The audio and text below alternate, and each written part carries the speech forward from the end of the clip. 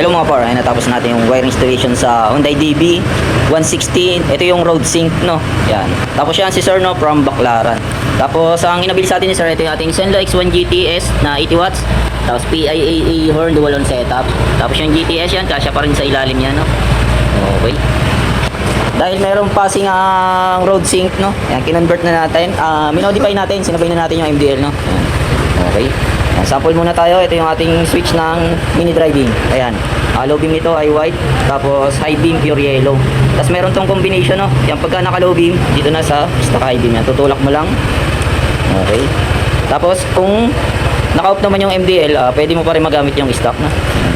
Functional pa rin siya, no? Okay. Tapos sa passing yan, sabay na yung MDL tsaka yung headlight.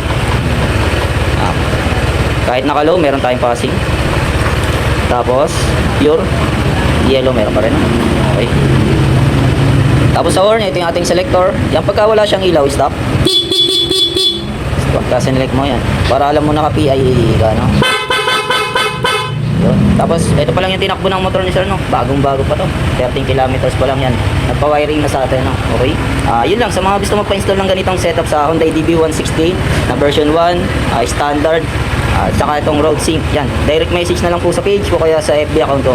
O kaya visit kayo dito sa shop ko sa Banay-Banay, search nyo lang Car Rides Banay-Banay Kabuyaw. Kaya makikita nyo na yung shop, no? Okay. Yun lang, thank you and ride safe.